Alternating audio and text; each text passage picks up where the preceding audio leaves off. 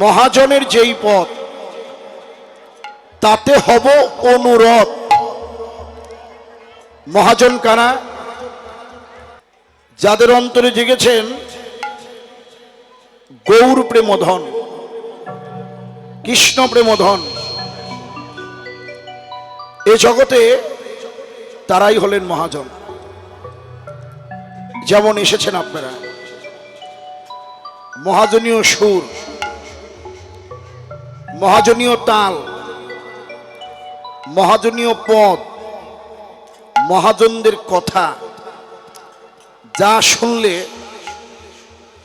মহাজনেরা তাদের যে কামাই, তাদের যে সঞ্চয়, যে প্রেম ভক্তি তারা সঞ্চিত করেছেন সাধনার দ্বারা, সেটা যারা স্মরণ করেন তাদেরকে প্রাণ খুলে দান করেন। তাই আপনারা পাগলের মতো ছুটে আসেন কিছু পাবার জন্যে। এই বৃন্দাবনে যারা আসে তারা কখনো খালি হাতে ফেরে না, তাদের ভাণ্ডটা প্রেম ভক্তিতে পূর্ণ হয়। তাহলে কি বলছেন দেখেন, এই মহাজনদের পথ অনুসরণ ছাড়া আমাদের কোনো গতি নাই। যারা কীর্তন শুনবেন তাদেরও বললেন, যারা করবেন তাদেরকেও বললেন নরোত্তম ঠাকুর, যে মহাজনের যেই পথ তাতে হবে অনুরত। মহাজনের সেই আদর্শ, মহাজনদের আনুগত্যে থেকেই আমাকে এই ভজন সাধন করতে হবে। পূর্বাপর করিয়া বিচার। পূর্ব মানে কি আগে, আগে এবং পরে। কার আগে? আজ থেকে 537 বছর আগে এসেছেন আমার গৌরাঙ্গ মহাপ্রভু। তাহলে এই গৌর আসার আগে এবং পরে যেই সমস্ত মহাজনরা এসেছেন তাদের আদর্শ আমাকে অনুসরণ করতে হবে। তাহলে কারা সেই সমস্ত মহাজন? কারা? তাদের কয়েকজনের কথা বললেন। কে বললেন? বিশ্বনাথ চক্রবর্তীপাদ। তিনি বললেন, দণ্ডকারণ্যবাসী মুনয় বৃহৎ বামনক্ত শ্রুতয়শ্চ চন্দ্রকান্তি জয়দেব বিদ্যাপতি চণ্ডীদাস বিল্লমঙ্গলাদায়শ্চ। পূর্ব মহাজনা। তাহলে পূর্ব মহাজন কারা? দণ্ডকারণ্যবাসী মুনিগণ। তারপরে বৈষ্ণব কবিদের নাম বলল, এই যে যাদের পদগুলো শোনেন, কয়েকজন কবির নাম বললেন। চন্দ্রকান্তি, যাদের পদ গৌরহরি নিজে আস্বাদন করতেন, তার আগে এসেছেন তারা। চন্দ্রকান্তি, জয়দেব, বিদ্যাপতি, চণ্ডীদাস, এই সমস্ত কবিদের কবিতাগুলো মহাপ্রভু নিজে আস্বাদন করতেন। তার পরবর্তীতে এসেছেন কে? স্বরগোস্বামী, 6 গোসাই। এদের আনুগত্যে ভজন করো, তোমার ভজন মার্জিত হবে। সেই গৌর গোবিন্দে কৃপা করুণা তাড়াতাড়ি লাভ হয়ে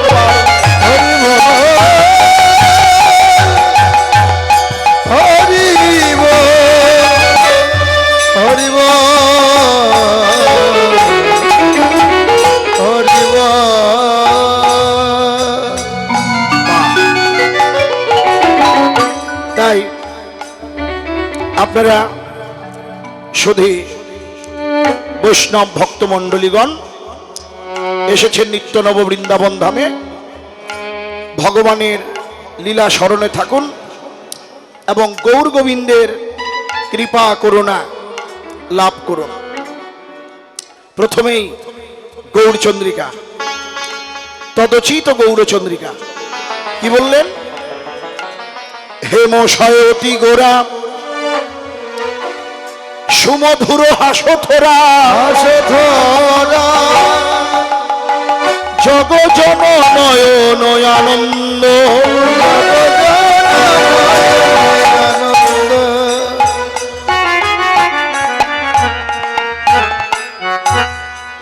হেম অর্থ কি? সোনা। সোনার অনেক নাম, সুবর্ণ, কাঞ্চন, কনক, হেম। শয়ে মানে হলো চেয়েও, সোনার চেয়েও আমার মনোহরকারী আমার গৌর রূপ মাধুরী। এই জগতে সোনা হলো প্রাকৃত ধাতু, আর আমার গৌর সে হলো অপ্রাকৃত বস্তু। এই অপ্রাকৃত কোনো বস্তুকে প্রাকৃত ধাতু দিয়ে তুলনা করতে গেলেই অপরাধ হবে। তার তুলনা কেউ তুলনা, তার তুলনা কেবল তারই সাজেন, তুলনা নেই তার ত্রিভুবন মাঝে। তাহলে মহাপ্রভুর রূপের যদি তুলনা না হয়, তাহলে যিনি বৈষ্ণব কবি তিনি কেন বললেন হেমশয় অতি গোরা? তিনি তুলনা করেন না। তিনি করল কি, এক টুকরো স্বর্ণের খণ্ড গৌর রূপের পাশে উপস্থাপন করলেন। তুলনা তো হবে না, তবে একটা বৈশিষ্ট্যের মিল রয়েছে। যারা স্বর্ণকার তারা ভালো জানে। আমাদের ঢাকা তাঁতি বাজারে স্বর্ণকার পট্টি রাস্তায় বসেও স্বর্ণের কাজ করছে। কি ওই স্বর্ণকাররা কি করে, সোনার মধ্যে সোহাগা দেয়, তারপরে আগুন জ্বেলে সেখানে তাপ দেয়, তাপ দিলে সেই স্বর্ণটা গলে যায়। অতি তাড়াতাড়ি গলানোর জন্য তাতে সোহাগা দেয়। ওই বৈষ্ণব কবির ওই বৈশিষ্ট্যটাই তার মনে পড়ে গেল গৌরকে দেখে। যদি বলেন কেমন, এই জগতে সোনা যেমন সোহাগা মিশিয়ে তাপ দিলে গলে যায়, ঠিক তদ্রূপ আমার গৌর সোনাও গলেন। সে তো অপ্রাকৃত, এই জগতে সোহাগায় নয়। ওই সোহাগার নামটা কি, ভক্তের ভক্তি সোহাগা। হরি বল, হরি বল। ভক্তি আর দ্বিতীয় তাপ না দিলে তো বলবে না ভাই। তার নাম কি, অনুরাগের তাপ। এক হলো ভক্তি, দ্বিতীয় হলো অনুরাগ। এই যে আপনাদের অন্তরে ভক্তি আছে বলেই আজকে আপনারা দূর দূরান্ত থেকে ছুটে এসেছেন এই নিত্য নববৃন্দাবন ধামে। তাহলে এই হলো ভক্তের ভক্তি। আর অনুরাগটা কেমন বললেন, যে অনুরাগের ঘরে না ঢুকলে রে মন, মুখের কথায় ভজন হবে না। তোরে বৈষ্ণবে না করলে কৃপা, এই দেহ ভাবযোগ্য হবে না। অনুরাগের লক্ষণটা কেমন, অনুরাগের লক্ষণ সে ছটফট করবে, ঘরে তার মন বসবে না। যেখানে নাম যজ্ঞ, যেখানে লীলাযজ্ঞ, যেখানে হরিবাসর, যেখানে ভক্ত সঙ্গ, সেখানে তার মন ছুটে যাবে। অনুরাগের কথাটার উপর ভিত্তি করে নরোত্তম ঠাকুর মহাশয় একটা চমৎকার কথা বললেন প্রেম ভক্তি চন্দ্রিকার মধ্যে।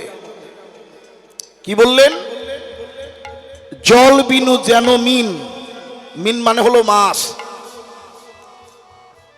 দুঃখ পায় আয়ুহীন। একটা মাছ যদি জল না পায় সেটা ছটপট করতে থাকে, যখন সে জলের সন্ধান পায় আবার সে আগের মতন তার অবস্থাটা ফিরে আসে। জলের অভাবে মাছ ছটফট ছটফট করে। ঠিক নরোত্তম ঠাকুরও বলল, জল বিনু যেন মিন, দুঃখ পায় আয়ুহীন, প্রেম বিনু সেই মতো ভক্ত। ভক্তের দশাটাও তেমন। প্রেম বিনু সেই ভক্ত ছটফট করে। যেখানে প্রেমের সন্ধান,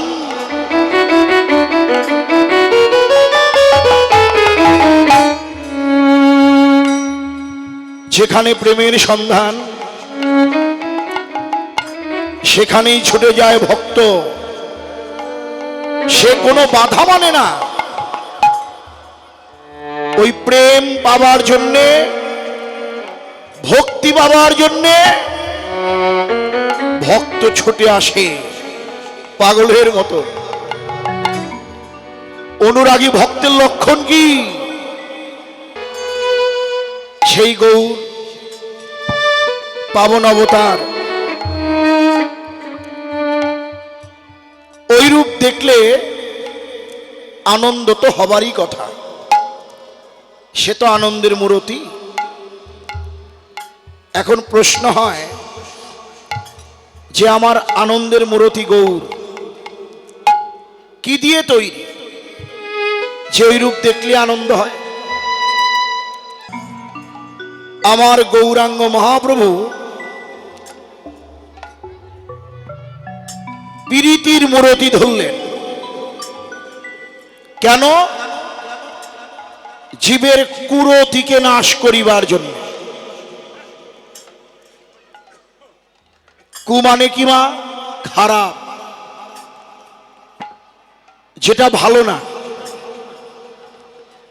যেটা মন্দ, তাকে বলে কি? কু।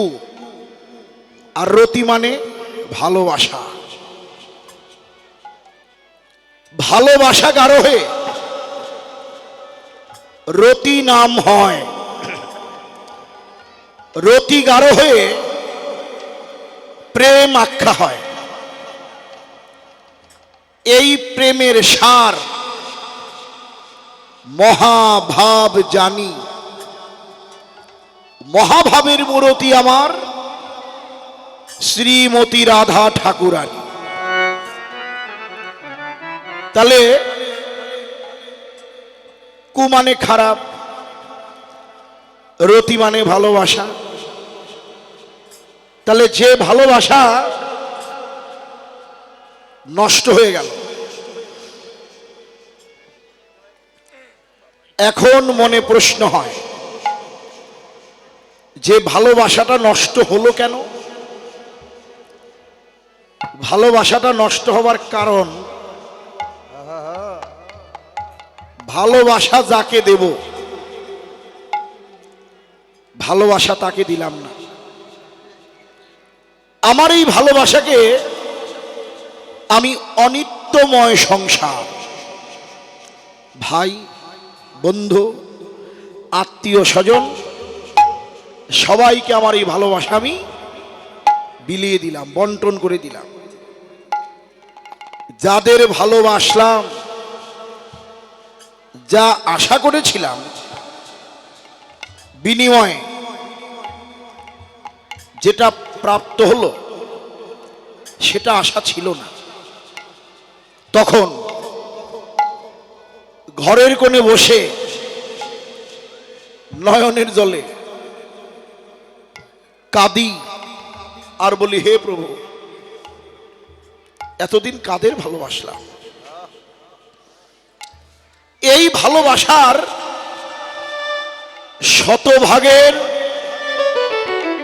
এক ভাগও যদি আমি আমার গৌরকে দিতে পারতাম, যদি আমার গোবিন্দকে আমি দিতে পারতাম, এতদিন আমি গোবিন্দের চরণ লাভ করে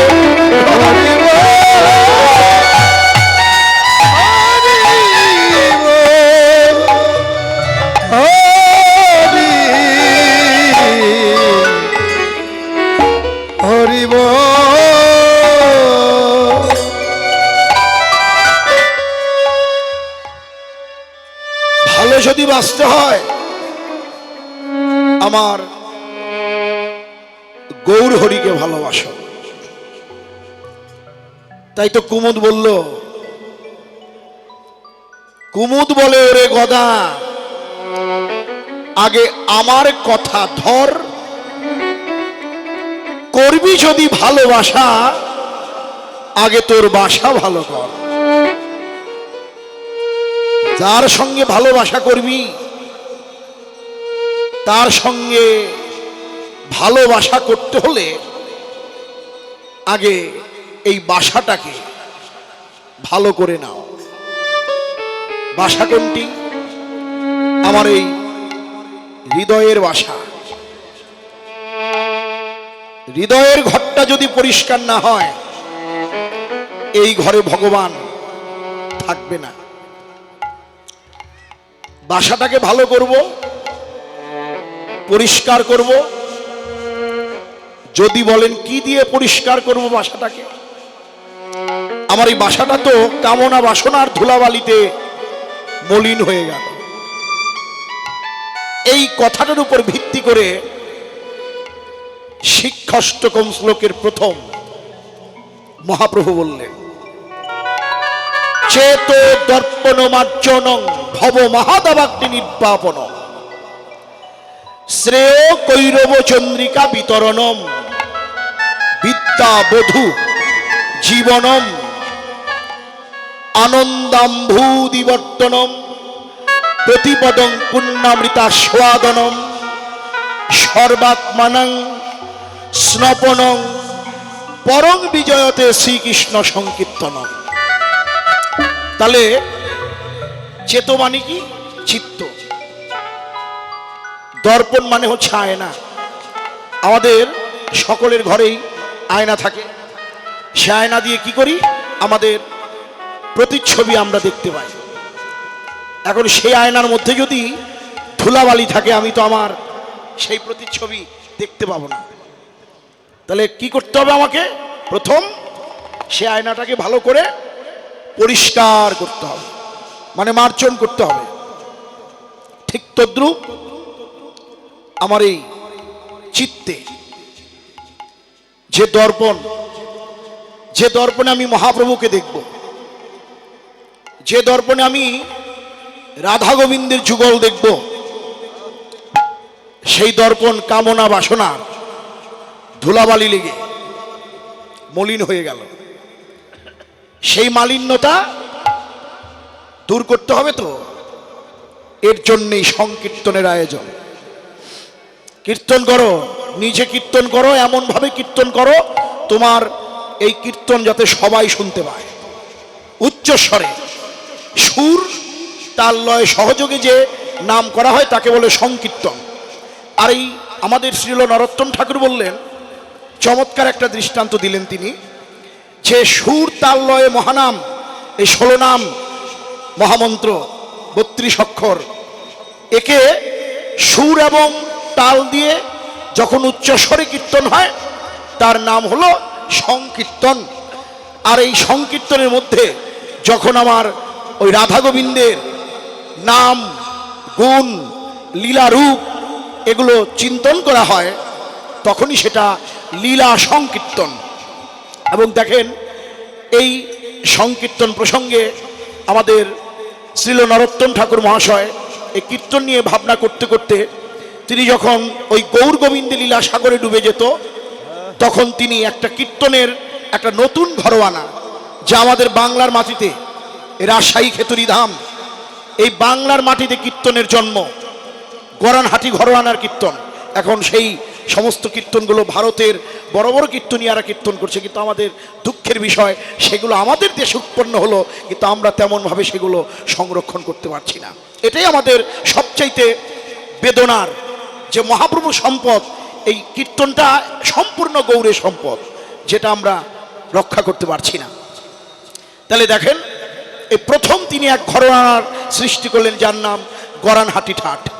তারপরে রেনিটি, মনোহর সই ঠাট, এই যে আমরা কীর্তন করছি, আমার গুরুদেবের গুরুদেব, তার গুরুদেব সেই গোপীবন্ধু দাস ব্রহ্মচারী, তারা যে ঘরনায় কীর্তন করতেন মনোহর সই ঠাট, সেই ঠাটেই আমরা কীর্তন করছি। তার মধ্যে কিছু গরানহাটির সংমিশ্রণ আছে। তো যে কথাটা আমি বলছিলাম, সেটা নাম কীর্তন হোক, লীলা কীর্তন হোক, সেই ভগবানের সংকীর্তন যদি তুমি করতে পারো, যদি শুনতে পারো, তাহলে তোমার এই চিত্তরূপ দর্পণে মালিন্যতা দূরীভূত হয়ে প্রেমানন্দ হবে।